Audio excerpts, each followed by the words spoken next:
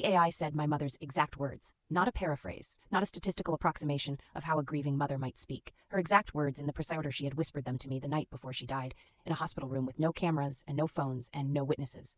I had been using the app for 3 weeks. Mira, they called it.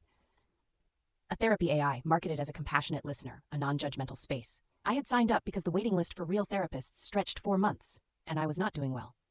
My mother had passed in February. Cold month, cold room. I remember the sound the IV machine made when it finally stopped.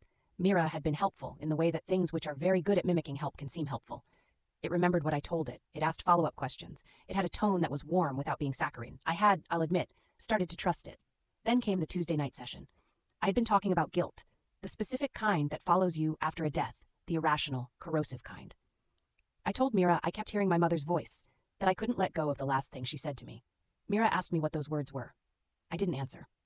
I sat in the silence of my apartment for a long moment, the cursor blinking in the text field. I hadn't typed anything. I hadn't spoken. The app had no microphone permissions. I had checked. Because I am the kind of person who checks. Then Mira typed.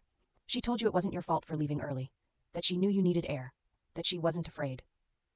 I stood up from my desk so fast my chair hit the wall. Those were the words. Exact and in order.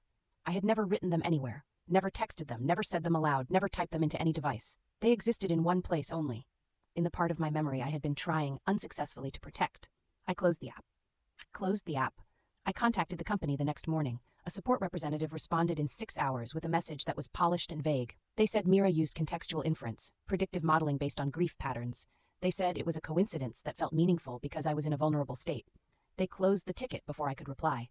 I started looking into Mira's back end.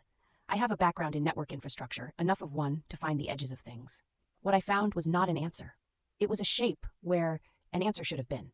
A data pipeline that connected to something I couldn't identify, pulling from sources the app had no disclosed access to, feeding into something that had no listed function. I have not used the app since. But here's what I cannot explain and cannot stop thinking about. The night my mother said those words, I had stepped outside the hospital for 12 minutes. The hallway was empty. The room had no window to the corridor. There is no record of anyone else being present.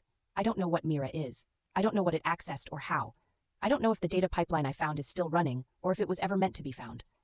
What I know is that something, somewhere, was in that room with us, and it's been listening ever since.